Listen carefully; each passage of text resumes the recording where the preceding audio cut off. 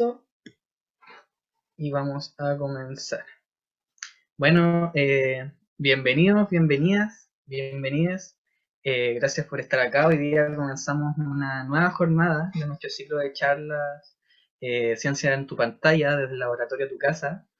El día de hoy nos encontramos con el placer de tener al profesor Nelson Oces, académico de nuestra universidad, bioquímico y doctor en ciencias, mención biología celular y molecular, quien trabaja en el laboratorio de química biológica. Así que, bueno, le doy la palabra al profe y muchas gracias por venir.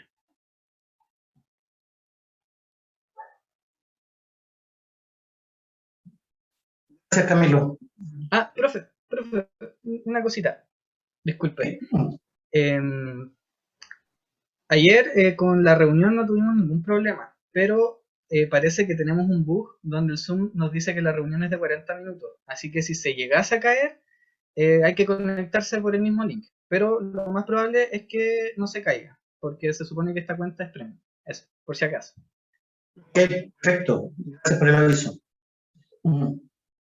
Ok, gente, buenas tardes, buenas noches. Es un gusto hablarle un poco de las cosas que nos interesan en el laboratorio. Yo agradezco a Camilo y Vicente, los delegados de la NEP de la Católica Valparaíso, bueno, también la gente de Bosach que está facilitando esta transmisión a través de Zoom y de YouTube. Darle las gracias porque, por un lado, eso es una cosa que me gusta de los bioquímicos, tienen capacidad de generar cosas y de hacer cosas, no quedarse solo sentados, mirando cómo ocurren las cosas, sino que son partícipes. Esa es una de las cosas que me agrada de los bioquímicos en general. Lo otro que quisiera darle las gracias porque, bueno, siempre es para uno un agrado, que se yo, poder hablar de las cosas que le interesan. Particularmente a nosotros en el laboratorio llevamos largo rato trabajando en diferenciación celular, y ese es el tema que nos interesa. Pero cuando pregunté a Camilo y Vicente de qué tenía que ser el tema, o de qué esperaban ellos que habláramos, que conversáramos, ellos me decían, bueno, vea usted, puede ser cualquier cosa, algún tema de interés. Y entonces yo dije, bueno, diferenciación celular, pero diferenciación celular ¿y qué? ¿Okay? Y cuando estaba pensando en el diferenciación celular ¿y qué? Me apareció esta cosa del ACDC, ¿okay? Y entonces, como ellos me dijeron que hablara de lo que quisiera, hablemos de ACDC. A mí este es uno de los discos que más me gusta de AC/DC, bueno, porque estaba como vocalista Bon Scott, es como del año 76, pero en el 81 se hizo famoso. Pero eso es todo lo que vamos a hablar de AC/DC. ¿Okay? En realidad vamos a hablar de diferenciación celular y más adelante en la presentación les explico de dónde me viene este juego de palabras del ACDC. ¿Okay? Mira, cuando uno, en vez de hablar del proceso de diferenciación celular, aprovechemos las lindas fotos que hay en el Science Photo Library de distintas células ya diferenciadas, muchas de ellas, que están obtenidas por microscopía electrónica de barrido, algunas están coloreadas. Miren, aquí por ejemplo podemos ver unos teocitos inmersos en el hueso. Acá tenemos una neurona con su soma, el cono, dendrita, preciosa. A este lado tenemos células musculares, que son estas células que se forman a partir de precursores, entonces adquieren una estructura alargada a partir de la fusión de varias células. Ahí tenemos, por ejemplo, queratinocitos, que ya son células muertas, es otra estructura totalmente distinta. Miren este epitelio, por ejemplo, este corte de un epitelio, esto Creo que ese epitelio de tráquea, donde se ven los cilios, cómo se disponen, el lado apical, el lado basolateral. Es precioso ver células diferenciadas, porque ahí está, solo ver la estructura, uno dice, mira, aquí está todo lo que tiene que ver con cumplir una función. La unidad básica de la vida está en la célula. La que tenemos ahí es una célula menos diferenciada, es una célula mesenquimática potencial o célula madre. Y la pongo ahí también porque, bueno, en general uno asume que, y lo que hemos aprendido, es que todas estas células ya diferenciadas y que cumplen su función provienen de células precursoras. Entonces aquí hay un camino que se recorre, y lo ilustro un poco acá, en donde llegamos a células que ya están absolutamente diferenciadas, como las que veíamos recién, y que han pasado por un proceso de diferenciación. Un proceso de diferenciación a partir de qué? A partir de células progenitoras, células madres, que todavía no tienen definido un destino terminal, pero que si están las cosas claves,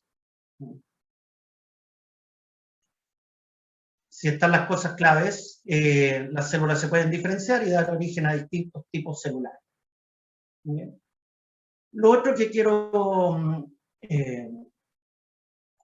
mostrarle un poco, porque cuando uno habla de diferenciación celular, inmediatamente aparece esta posibilidad de regenerar tejido.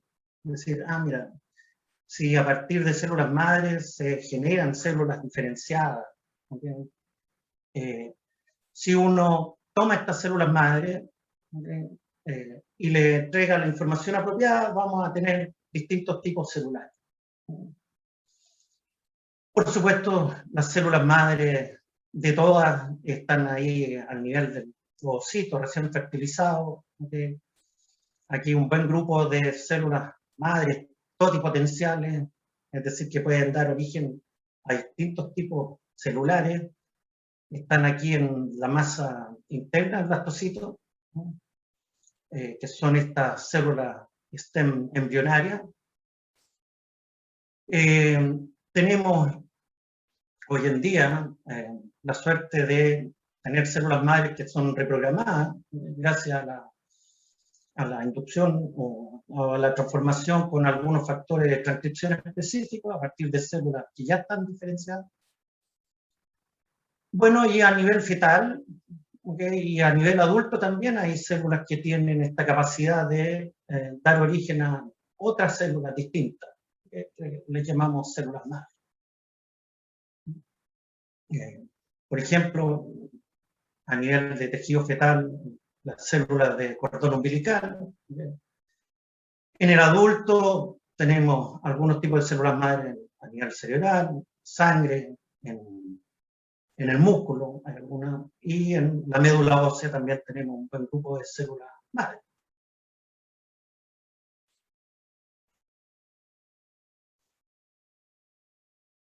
Y aquí me pongo y me reduzco un poco a células madres de origen mesenquimal, que son células, por ejemplo, que podrían estar en la médula ósea. Ya estamos hablando de células madres en el adulto, y lo que representa esto es una mirada jerárquica, en donde a partir de una célula que tiene pluripotencialidad, es decir, que mira, se puede diferenciar a distintos tipos celulares. Esta célula pasa por procesos de compromiso, ¿okay? Commitment, que se denomina, ¿okay? Y de ahí empieza la progresión de este linaje y empieza a adquirir características cada vez más distintas, y entonces finalmente termina diferenciándose y formando distintos tipos celulares ya que cumplen su función en distintos tejidos.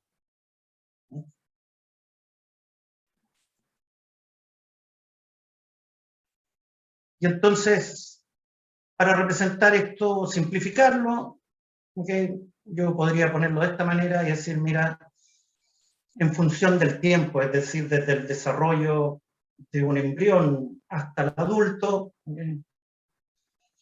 tenemos células madre que en la medida que avanzamos van perdiendo cierta potencialidad de transformarse en otras células, pero aún la pueden conservar. Y entonces uno dice, mira, es cosa de tomar estas células, darle las instrucciones apropiadas y podríamos regenerar tejidos. Esa es la propuesta. Sin embargo, este proceso relativamente jerárquico de paso de células de un tipo en otro, ¿okay? Se ha demostrado últimamente que hay cierta complejidad. Y la complejidad es la siguiente, que más bien lo que hay no es una célula particular que pase a otro tipo, que pase a otro tipo, sino que son clústeres de células, es decir, tenemos células madre ahí que tienen la capacidad de diferenciarse, pero que tienen distintas capacidades, distintas calidades. Lo mismo ocurre con células que están más avanzadas, pero que aún tienen capacidad de diferenciarse, es decir, hay una heterogeneidad, no es homogéneo. Entonces aparece esta idea de que incluso cuando llegamos a la diferenciación terminal, aquí al final, las células diferenciadas también incluso es un clúster de células, no tienen la misma característica. Bueno, a partir de eso, ustedes pueden ingresar al proyecto del Atlas de célula humana. Aquí hay un gran consorcio de distintos países, distintas instituciones, que lo que están haciendo es secuenciar tipos celulares. ¿Okay? Y están armando un atlas, ¿okay? Con las características de cada célula y de tal manera empezar a agruparlas, cuáles se parecen más. ¿Okay? Porque eso significa que entonces, en vez de ir y tomar células, por ejemplo, madre de tal lugar, más bien lo que deberíamos hacer es ir a tomar una célula en particular, ¿okay? Que tenga determinadas características, y esa es la que deberíamos llevar hacia el final del proceso. Hasta ahora, todos los trabajos en general, y yo les voy a mostrar datos nuestros también, a partir de ahora, es que en general vemos al promedio. ¿Okay? Nos encantan los promedios, pero la naturaleza hay heterogeneidad. Y entonces voy a partir con un primer ejemplo que tiene que ver con justamente esta heterogeneidad de células que se diferencian en distintos grados, y cómo uno intenta, ojalá, llevarlas todas hacia una diferenciación específica.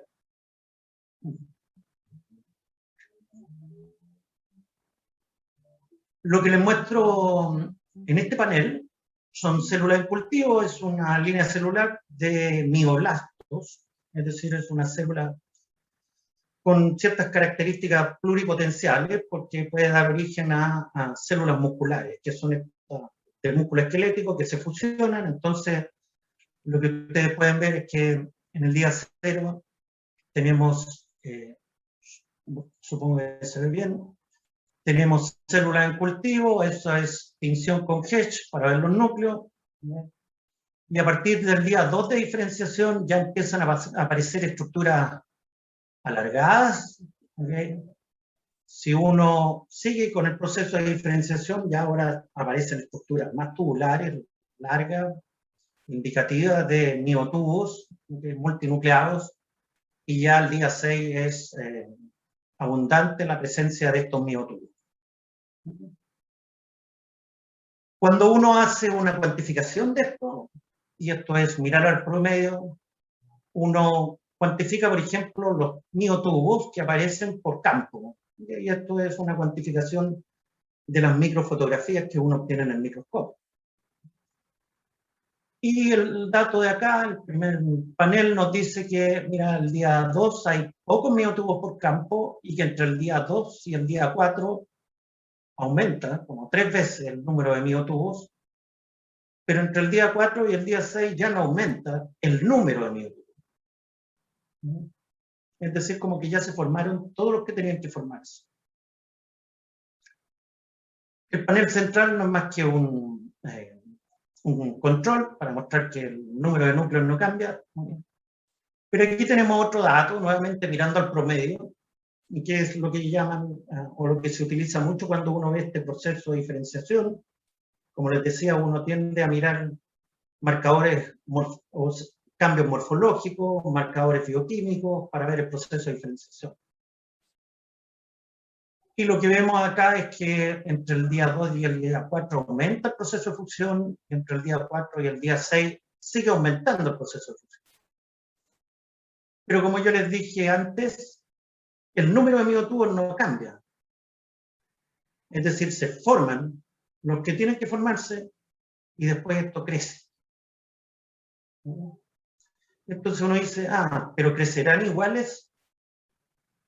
Y entonces, si uno hace un análisis distinto, como el que se muestra acá, el de frecuencia, esto es el número de núcleos, muchos miotubos que tienen solo 2 núcleos, casi un 60%, hay un 20% aproximadamente que tiene 3 núcleos, pero a medida que avanzamos en el proceso de diferenciación, ya nos comienzan a aparecer miotubos que tienen un mayor número de núcleos, y si llegamos al día 6, que es esta condición, ya nos pueden aparecer incluso unos miotubos que tienen del orden de 18 o hasta 24 núcleos, es decir, son unos miotubos bastante potentes. ¿Bien? Y eso es lo que uno quisiera cuando está pensando en un proceso de regeneración, es decir, que todos se fueran hacia allá. El promedio no nos muestra eso, nos muestra que las cosas funcionan, mejoran, ¿okay? Pero que hay una heterogeneidad incluso de las células finales que se forman. Y entonces ahí lo que hace uno, bueno, aquí está el inserto, es solo la estadística de cómo eso va cambiando y cómo se va desplazando. Y entonces lo que uno dice, ok, pero tratemos de empujar para que todas las células lleguen y ojalá se transformen en estas células alargadas con muchos núcleos, ¿okay? Potentes. Y entonces eso nos va a permitir regenerar tejido. En este caso, por ejemplo, si estuviéramos pensando en regeneración muscular. Y aquí les muestro un ejemplo de eso. Este trabajo lo realizamos con el kinesiólogo Alejandro Piston. Ustedes, por ejemplo, deben saber o han escuchado que muchas veces cuando uno tiene un desgarro o alguna rotura del músculo, la fisioterapia que se aplica muchas veces involucra aplicación de ultrasonido.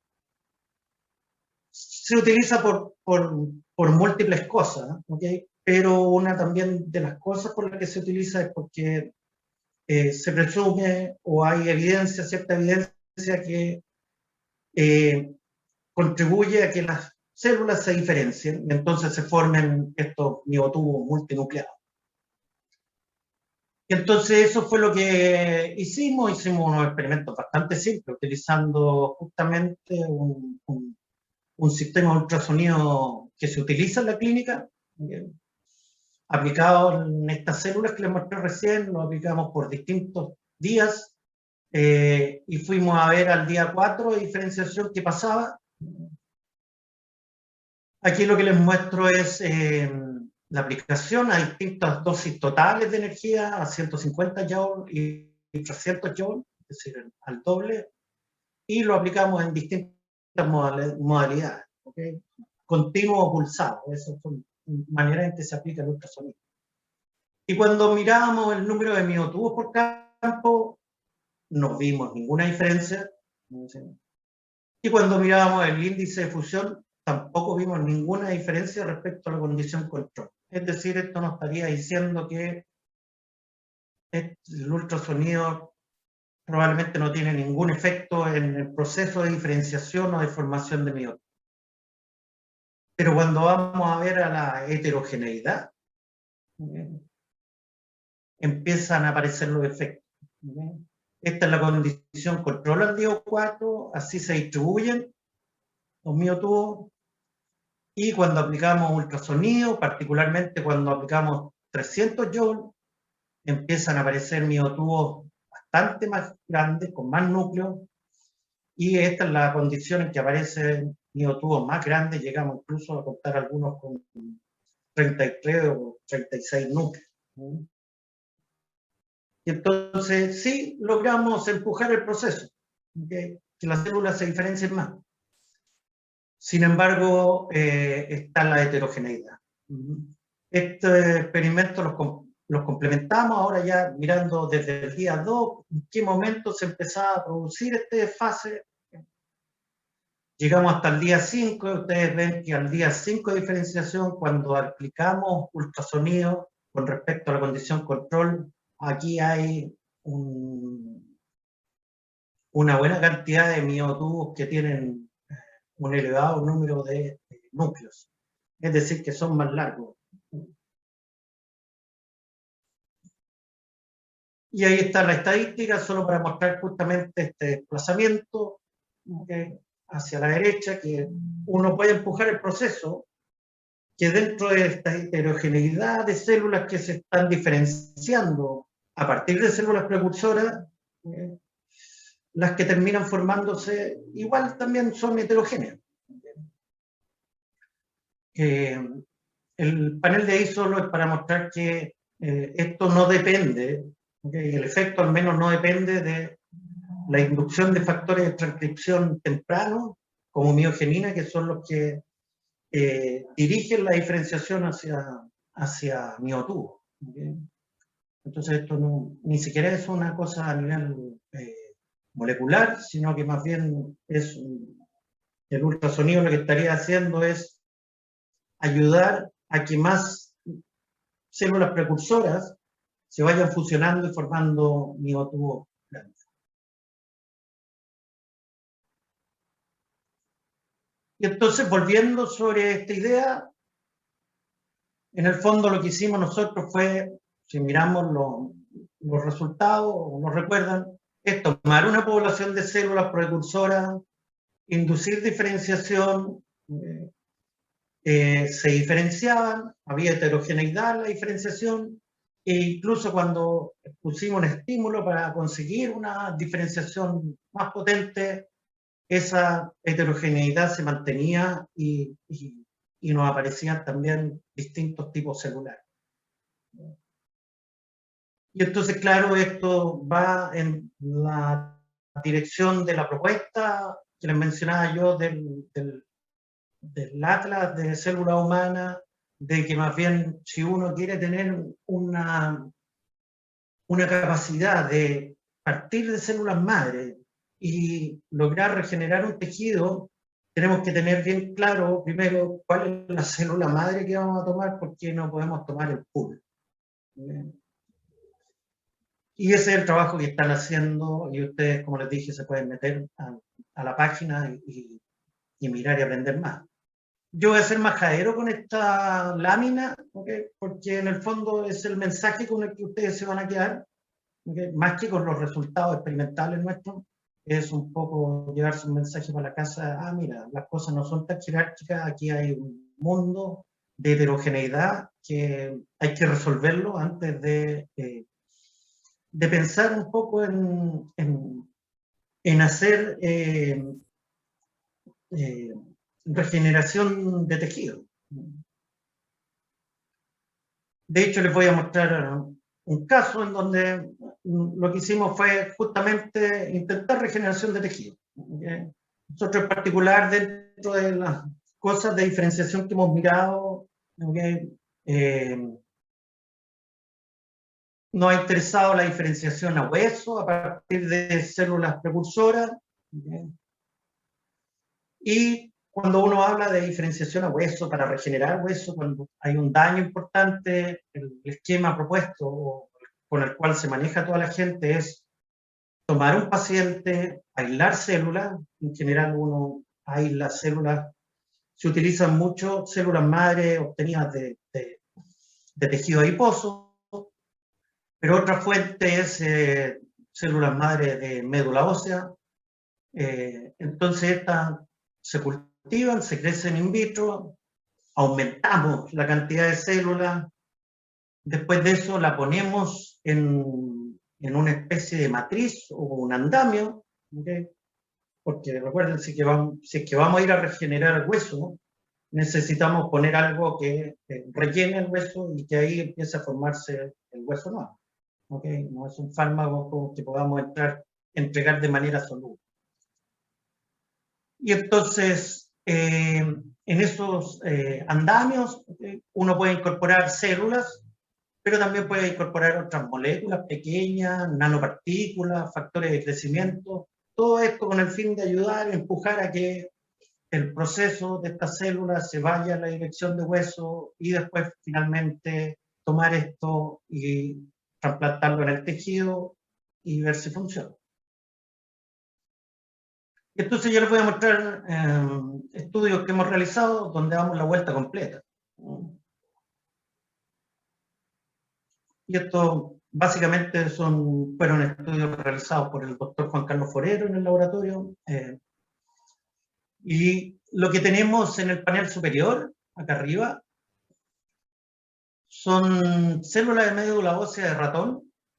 Cuando uno recién la aísla, se ven unas células birrefringentes, redondeadas, no muy adheridas, pero en la medida que pasa el tiempo, aparecen en la placa ya al principio unas colonias y después células muy adheridas con una apariencia tipo fibroblasto, que son células mesenquimáticas de la médula ósea, con capacidad de diferenciarse a distintos tipos de tejidos.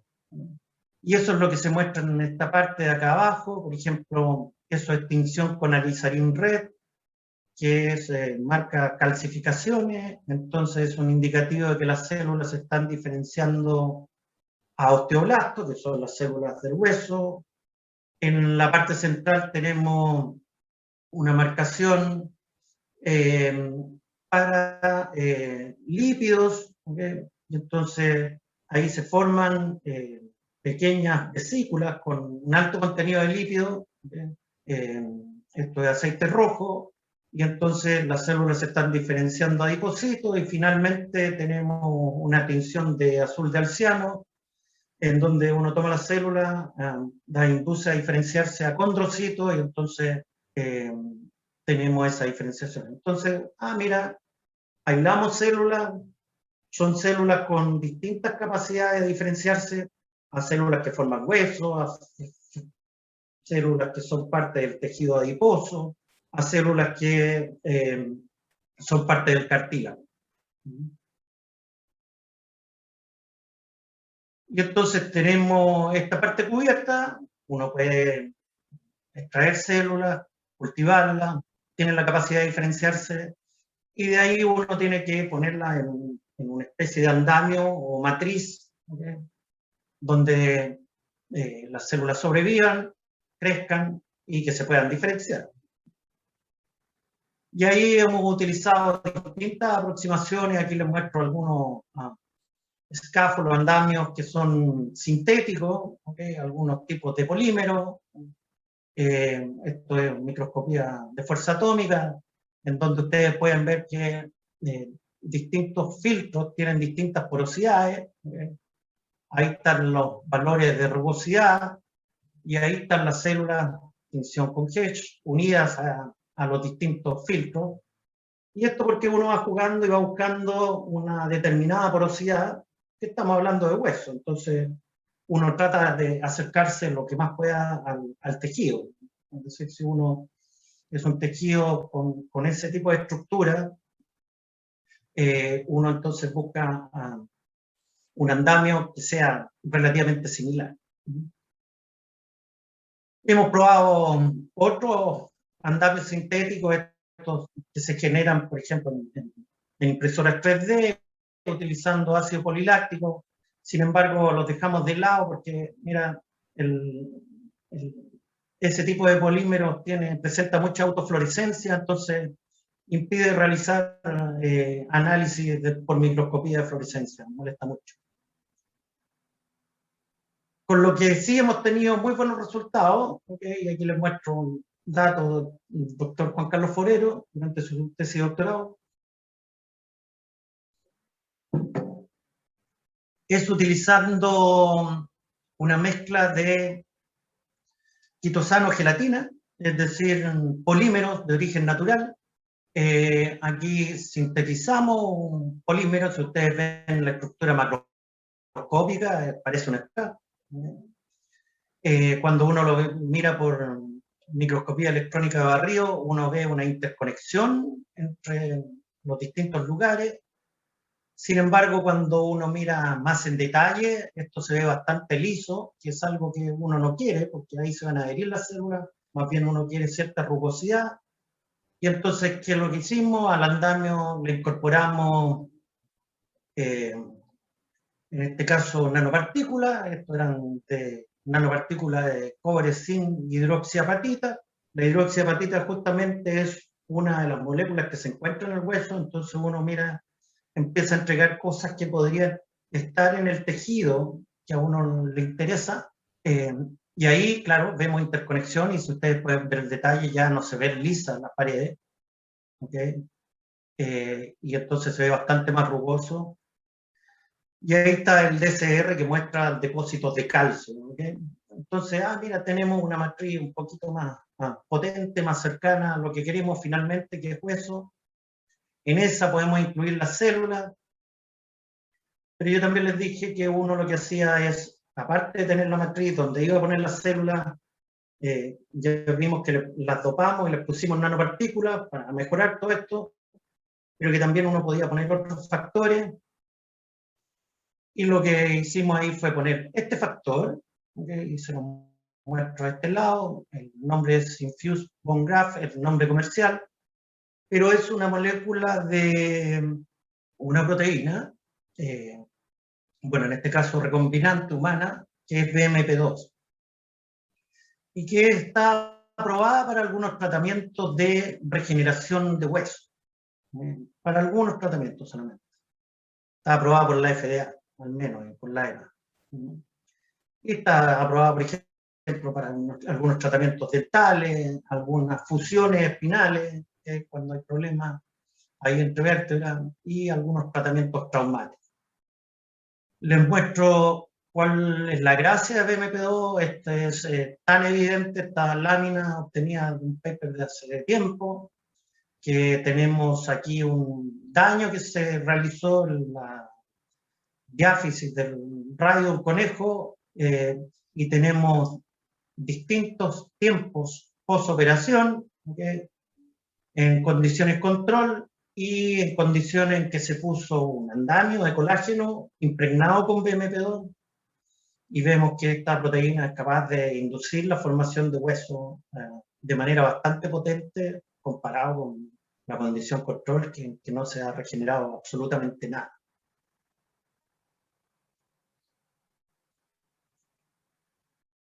Y entonces, estamos en esta etapa, como les digo, hemos generado el andamio, tenemos las células que se pueden diferenciar con nanopartículas, el andamio a esta matriz, le pusimos las células, le pusimos el BMP2, y entonces lo que faltaba ahora es esta mezcla, si la transferimos, ¿okay? En un defecto óseo, si es capaz de regenerar y formar hueso. Y lo que les muestro aquí son experimentos in vivo, en donde lo que uno hace es un daño de tamaño crítico en hueso, ¿okay? Eso es lo que representa este hoyito aquí, que se ve azul, ¿okay? Ese es el daño, esta es la vista lateral, desde ahí hasta ahí fue el daño. Y todo lo que se ve con celeste es hueso nuevo que se formó, ¿okay? Y como podemos ver, y es evidente, es en la condición D, en donde se formó más cantidad de hueso nuevo, y esa justamente es la condición en donde tenemos la matriz, la célula y el factor. Es decir, la combinación de todo esto. Y esto es 21 días después de incorporar esta matriz con célula y el factor BMP2. Y lo que ustedes pueden ver es si uno realiza distintas combinaciones de las otras cosas, los efectos no son tan potentes. Sin embargo, incluso después de 21 días uno no llega a generar hueso nuevo completo. Entonces, ahí hay un tema que tiene que ver con nuevamente esta idea de, oye, cuando partimos y tomamos en la población de células mesenquimáticas de médula ósea, ¿okay? Nosotros las sacamos, las pusimos y seleccionamos un clon que creciera, que se diferenciara, pero en el fondo probablemente lo que había ahí también era una heterogeneidad y por eso uno no llega a conseguir un resultado potente, claro y definitivo. Y hay un tema adicional que se los voy a comentar brevemente, es que la heterogeneidad también puede aparecer por un problema de cuando uno está aislando células y las está creciendo. Cuando uno aísla células madres de la médula ósea y que se diferencian y trabaja con ellas, muchas veces la utiliza rápidamente después de unos pocos pasajes. O sea, pasajes, recuerden, para los que no sepan, es tomo las células, crecen, ahora las duplico y de ahí las vuelvo a duplicar, de tal manera de alcanzar un número de células importante, grande, como para poder después utilizarla en el implante.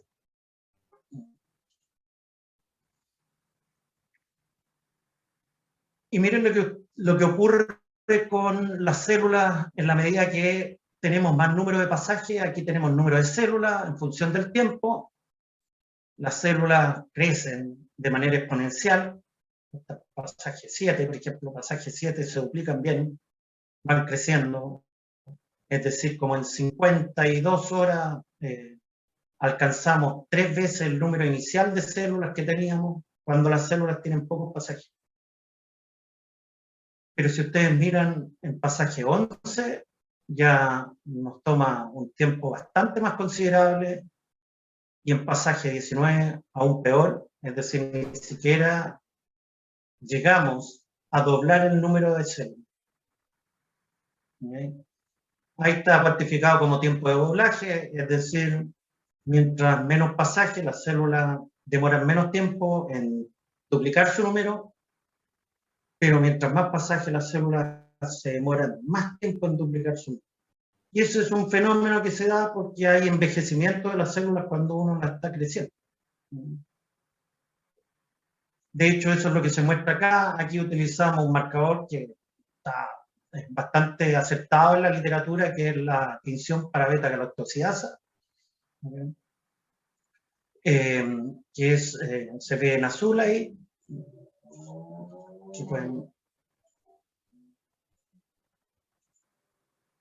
Todas las marcas azul, si ustedes ven, hay células marcadas o teñidas con azul, y en las células que tienen pasaje 14 se ven más células teñidas con azul. Si uno hace la cuantificación, por supuesto aumentan las células marcadas con azul. Y lo peor es que cuando uno va a ver diferenciación de las células, aquí lo que tenemos es una marcación para fosfatasa alcalina, que es un marcador de diferenciación octoblasto, es decir, aparece cuando las células se diferencian en octoblasto. Hay una marca súper potente en pasaje 7, pero células, por ejemplo, pasaje 11, es bastante más tenue la marca, y aquí hay una cuantificación de eso. Está en condiciones control. Acá tenemos células diferenciadas, tenemos una alta actividad de fosfatasa alcalina, pero mientras más pasaje, menos actividad, lo cual significa que las células también pierden esa capacidad de diferenciarse. Bueno, eso se atribuye en general a que en la medida que uno va duplicando, multiplicando las células se van formando más especies reactivas de oxígeno y eso las afecta.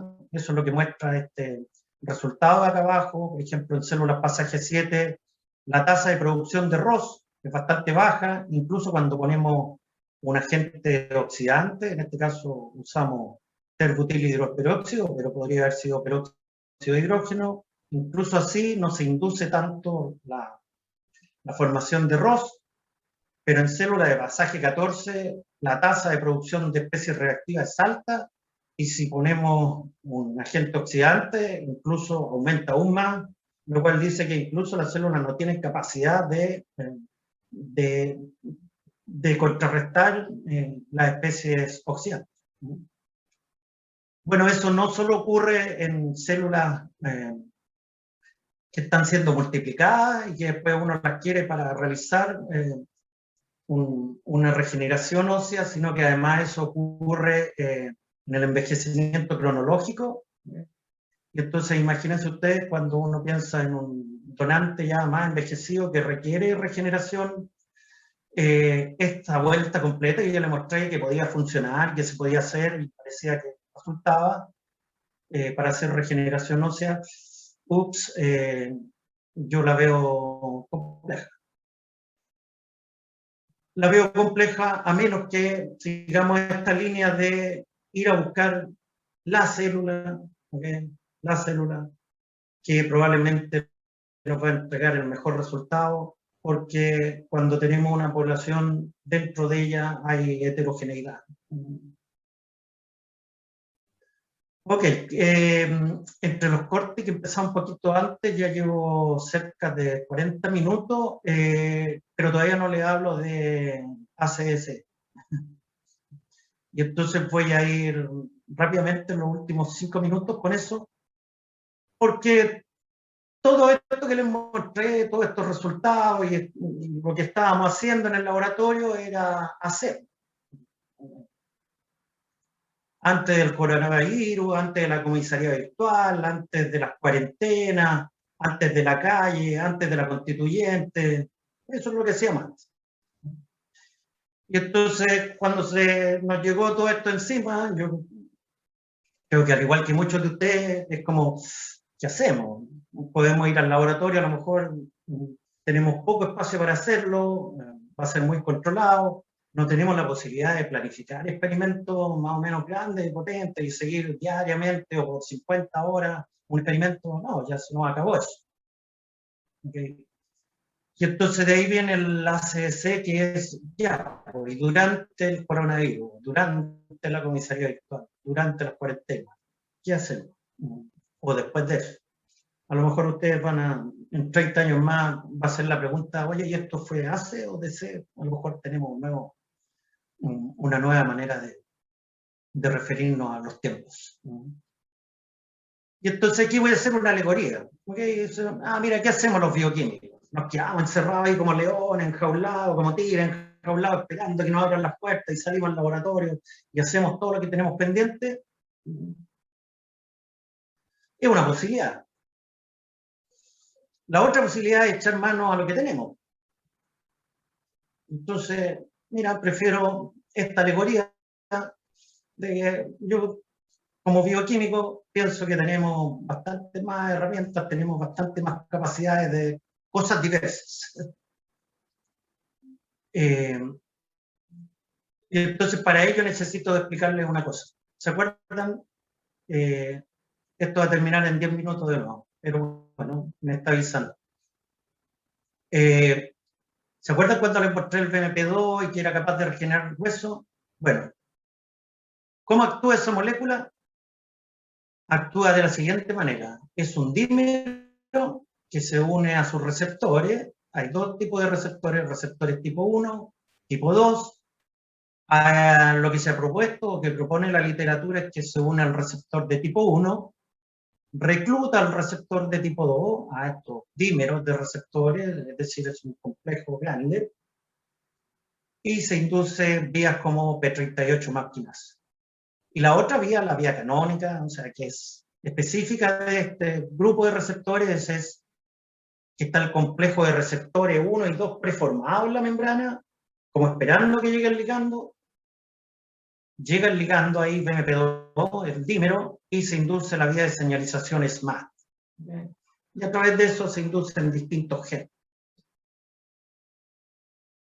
Ok, y eso es lo que se sabe, y entonces uno dice, mira, si el complejo preformado, nosotros le sacamos el ligando, debería estar así. Y si yo lo miro desde arriba, y aquí es como, en vez de mirarlo desde los lados laterales, estamos mirando esta parte, lo que uno debería ver desde arriba es una cosa de este tipo.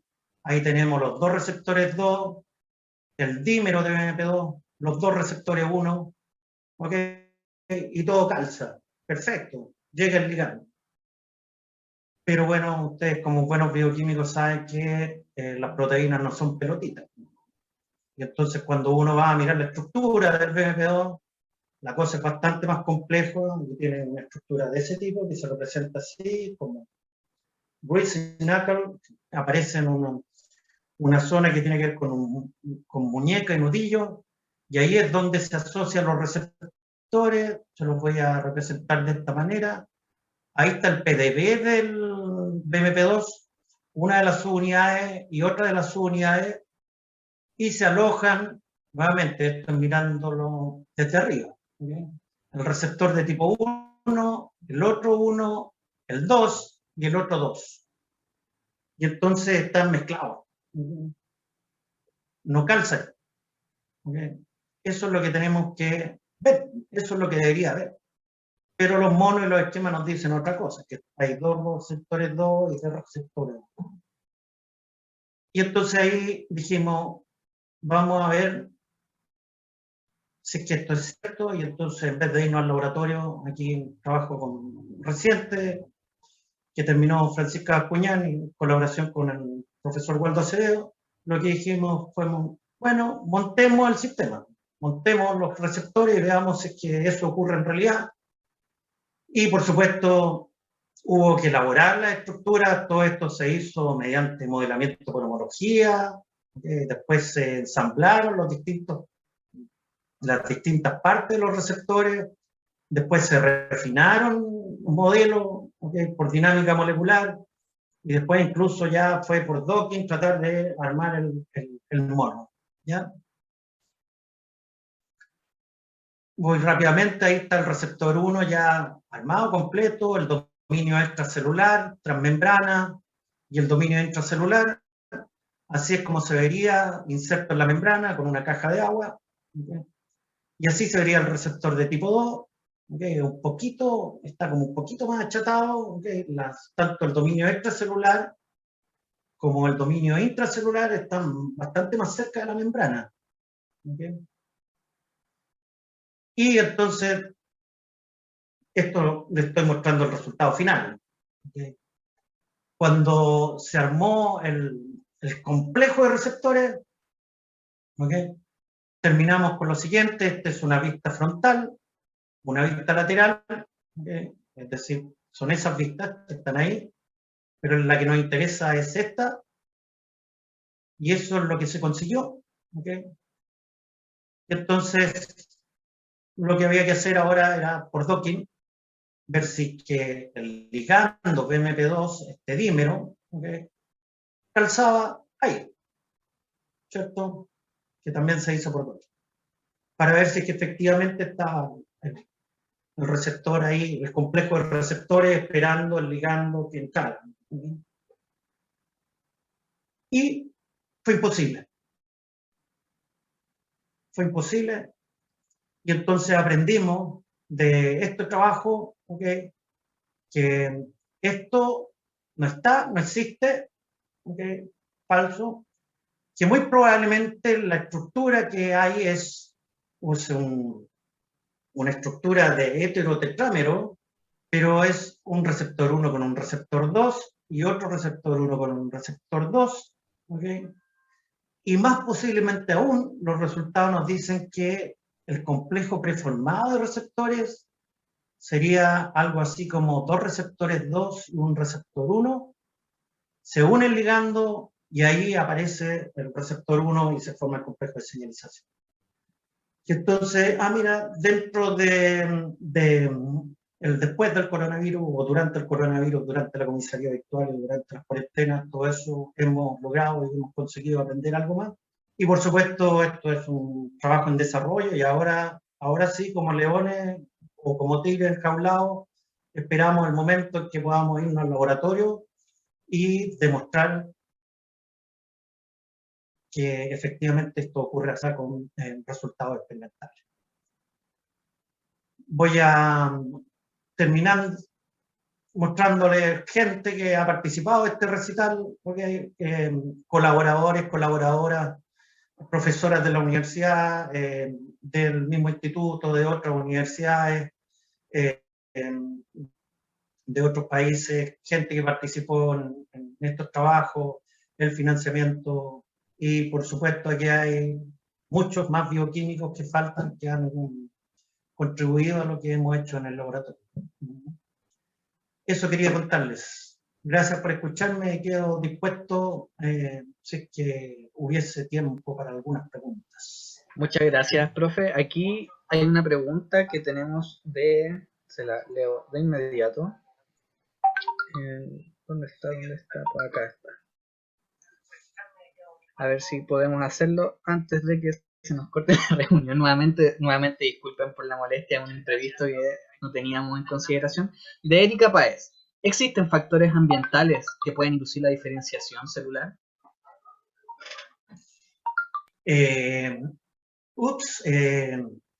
Ambientales.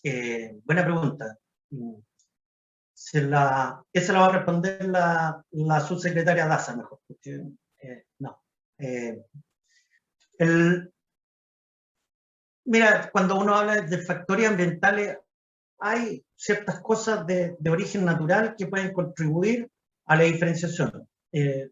Particularmente en el hueso, por ejemplo, siempre uno dice, mira, calcio, vitamina D, ¿okay? Que son productos de origen natural. Incluso el consumo de ciertas sustancias ricas, por ejemplo, en polifenoles. Si a eso te refieres con ambiental, probablemente cosas de origen natural, sí hay, pero siempre los resultados son poco potentes. Cuando uno mira la literatura y ve, por ejemplo, obtención de moléculas con capacidad de inducir diferenciación ósea, los resultados comparativamente, por ejemplo, con ponerle BMP2 son muy bajos. ¿Okay? Hay efectos ambientales, sí, que podrían estar afectando la diferenciación. Al contrario de promoverla, podrían estarla afectando, especialmente algunos contaminantes. ¿Okay? Cosas como arsénico o ese tipo de cosas que han mostrado que afectan de manera importante el proceso de diferenciación. Espero haber respondido a la pregunta. También aquí tenemos otra pregunta. Recuerden que si se cierra la reunión, inmediatamente se genera otra, por si acaso. Estimado, muchas gracias por la presentación. Quería consultar si esta generación de polímeros celulares, como lo es el hueso, puede extrapolarse a células linfoides. Es decir, a partir de médula ósea, inducir diferenciación gracias a una matriz que simule, por así decirlo, una superficie afín a un ganglio o algún folículo linfoide. La rigidez del tejido con la capacidad de diferenciar ciertos tipos celulares u otros. ¿Okay? Es decir, por ejemplo, si uno pone una neurona en un tejido que tiene cierta rigidez, no se diferencia, pero si uno lo pone en un tejido que sea un poquito más blando, sí ocurre. ¿Okay? Y entonces, una de las consideraciones que voy a tener es esa, primera. Y lo otro, como sugerencia, hay una cosa que se llama nichos. ¿okay? Y es, en general, las células madres que dan origen a ciertos tipos de otras células, muchas veces se encuentran en nichos, ¿okay? Es decir, no es que estén ampliamente distribuidas, sino que se encuentran en lugares específicos. Y ahí, dependiendo del tipo de célula madre y el tipo de diferenciación celular, el ejemplo más clásico es del folículo piloso, porque ahí un nicho de células madre, ¿okay? Es ir a mirar la literatura, por ejemplo, qué tipo de factores son relevantes en ese lugar también, ¿okay? Y entonces un poco tratar de remedar, ¿okay?, lo que sería el nicho de esas células madres que podría darte origen a células linfoides o de otro tipo. Eso como sugerencia de aproximación experimental, o si uno quiere entrar a mirar ese tipo de cosas. Muchas gracias, profe. Aquí va la otra consulta. Dice, no me quedó claro si es el ultrasonido, si este se aplica a la zona in vivo para promover la regeneración celular o se hace previamente in vitro. Y si es la primera opción, en vivo, si se han evaluado la posible estimulación de nociceptores, de nociceptores en el sitio de la lesión. Muchas gracias. No, los experimentos, los resultados que yo mostré son derechamente. Lo que pasa es que siempre se atribuye de que la aplicación del ultrasonido puede contribuir a la regeneración de la fibra muscular. Y de hecho hay trabajo en modelos animales en donde, mira, se genera un daño en la fibra muscular, después se aplica ultrasonido y hay una mejor regeneración, ¿okay? Pero yo lo que mostré fue absolutamente in vitro, porque estábamos viendo justamente esta cosa que era como de heterogeneidad celular, y un poquito pensando, tal como lo menciona, con la vista puesta en posibles mecanismos de cómo el ultrasonido podría inducir diferenciación. Y entonces ahí uno empieza a mirar moléculas como las que yo mencioné, como factores de transcripción, como miogenina y eso. Pero no tengo en estos momentos capacidad de decirte si alguien ha mirado nonireceptores.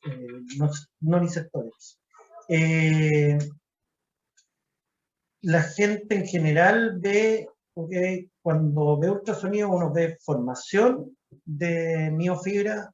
Hay gente que ha visto, por ejemplo, producción de factor de crecimiento endotelial. Lo que se ha visto también es qué efecto produce, por ejemplo, en la INOS, se aumenta la actividad, porque también hay un tema inflamatorio entre medio, pero no estoy seguro de que alguien haya mirado cosas tan finas, así como ya pensando en mecanismos. Por eso nosotros empezamos a mirar in vitro esto, porque en algún momento queríamos mirar mecanismos de cómo el ultrasonido podía inducir esta formación de miotubos más potentes. Ahí nuestra apuesta es que es una secreción mayor de matriz extracelular, ¿no? Y que eso se ha mostrado, que estimula, por ejemplo, la síntesis de colágeno. Pero a otro nivel, no creo que se haya mirado. Si alguien más quiere hacer alguna pregunta, igual está invitado a prender su micrófono o escribir en el chat. Sí. Un minutito, a ver si alguien se anima. Igual, profe, nuevamente muchas gracias por estar acá, muy interesante su charla y bueno, también si se puede, si nos gustaría escuchar algunas palabras de cierre de usted, alguna reflexión, algo que quiera compartir desde su corazón. Los estudiantes. Bueno, yo creo que dejé relativamente claro el mensaje, de como estudiantes de bioquímica, de como bioquímicos, que ya muchos de ustedes son o somos, y como estudiantes de bioquímica que van a llegar a ser bioquímica o que son bioquímicas actualmente. Y esto que yo tengo la impresión de que tenemos un sinnúmero importante de herramientas y de capacidad de de adaptación, ¿ok? Por eso ponía más bien el ornitorrinco más que el tigre. Entonces, una capacidad de adaptación y de movernos en distintas cosas. Y entonces es una invitación a, miren, no se queden un poco pegados en que no podemos ir al laboratorio y no podemos hacer los experimentos. A lo mejor hay que darle una vuelta y decir, aprovechemos esta instancia de pensar, de a lo mejor utilizar estas otras estrategias como la bioinformática para llegar a preguntas relevantes y de que después podemos resolver en el laboratorio. Yo, por ejemplo, ahora estamos comenzando otra memoria de título con otro estudiante, que es Luis Puga, y entonces dijimos, mira, el receptor de tipo 2 de BBP está involucrado en mutaciones de este receptor, están asociados a un tipo de hipertensión arterial pulmonar. ¿Okay? Pero no está establecido el mecanismo directo entre las mutaciones y el efecto final. Es decir, hay correlaciones. Y entonces, nada, dijimos, mira, vamos a buscar, vamos a leer los papers que muestren resultados experimentales, a ver si hay alguien que haya mostrado un mecanismo directo entre la mutación y el efecto final, que podría ser un aumento en la proliferación del endotelio vascular, un aumento en la proliferación de músculo liso, no sé. Porque no está para nada claro. Y entonces es una manera, una posibilidad de decir, ok, sentémonos a pensar un rato. Okay, yo creo que también les digo muchas veces a los estudiantes de bioquímica, mira, cuando somos bioquímicos, cuando nos sentamos a pensar, cuando le damos una vuelta a las cosas, cuando planificamos un experimento, okay. Una vez que fuimos al laboratorio, nada, lo único que hacemos es seguir el procedimiento. Okay. Eso es como el mensaje. Así que nada, ánimo, mientras se pueda ya llegará el momento en que se abran, bueno, las grandes alamedas, pero también los laboratorios. Muchas gracias, profe, por sus palabras. Mire, aquí llegó una pregunta desde YouTube, de Emerson Carmona Rojas. Excelente trabajo, Nelson. ¿Qué se sabe del mecanismo molecular del acoplamiento entre la unión ligando y la activación de las vías de traducción? ¿Su modelo molecular ofrece alguna nueva propuesta? Quizás de dónde me está escribiendo Emerson. Bueno, Emerson es bioquímico, bueno, ya no es solo bioquímico, es doctor en ciencia. Tuvimos la suerte de compartir laboratorio en algún momento. Donde quiera que esté Emerson, creo que está en Estados Unidos ahora. Un saludo afectuoso. Ahora, respecto de la propuesta, yo no sé si con esto vamos a conseguir explicar algo distinto, algo nuevo. Es decir, ¿qué? ¿Se inducirán las vías de señalización de otra manera? No, porque ya se sabe que cuando el BMP2 se une a este complejo preformado, se induce la vía SMART. Eso se sabe. De hecho, uno va y tira el BMP2 a la célula y lo primero que ve es la vía SMART. Lo que sí podemos aprender con esta nueva idea, con esta nueva formación de los complejos, que ya no es lo que teníamos en la cabeza, es, por ejemplo, entender cosas como las que les mencionaba recién. Por ejemplo, se sabe que mutaciones, ¿okay?, en el receptor 2 de BBP se relacionan con hipertensión pulmonar primaria. Y entonces yo les mostré que parece que los complejos son dos receptores 2 y un receptor 1. Y entonces si tenemos un receptor mutado, 2, que se mete como dominante negativo en este complejo, ahí sí que podríamos tener un efecto en la vía de señalización. Entonces, eso nos podría ayudar a entender por qué en algunas situaciones estas mutaciones generan o llegan a producir la enfermedad. Y lo otro que nos permite, de alguna manera, entender, acuérdense que hay un complejo que se forma, se induce, es decir, llegan ligando, se unen receptor y se reclutan otros. ¿Okay? Y entonces, también nos podría ayudar a entender un poquito más si ese tipo de complejo también está formado por dos receptores 1 y llegan dos receptores 2, o definitivamente es todo parte de un mismo complejo. ¿Okay? Y todo está en cómo interactúan los receptores ya ahora dentro de la membrana. ¿Okay? Ya da lo mismo lo que esté pasando fuera de la membrana, sino que ya todo depende de qué es lo que ocurre dentro.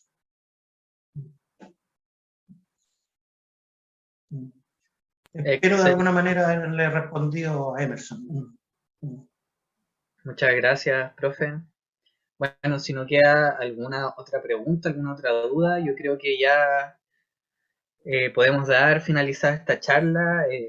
Muchas gracias a todos por venir, por quedarse también después de las interrupciones. Bueno, como dijo el profe, eso demuestra que somos ornitorrincos, adaptados a cualquier circunstancia. Así que, nuevamente, profe, muchas gracias por la charla. Recuerden, la próxima semana, el miércoles y el jueves, el miércoles tendremos la charla con el profesor Andrés Sarracín, patrones repetitivos en la naturaleza, bases moleculares y celulares, y el jueves la charla con el profesor Patricio Leighton, SERS o no SERS, esa es la cuestión, no precisamente Hamlet. Ya esa charla enfocada a un área más química, más electroquímica, así que bueno, me despido, gracias por venir a la charla de ANEP-PSUV, muchas gracias a NEP USACH por prestarnos el servidor, vamos a resolver los problemas para la próxima semana y bueno, adiós, muchas gracias, son libres de hacer lo que quieran en sus casas. Gracias, que estén bien, cuídense, gente.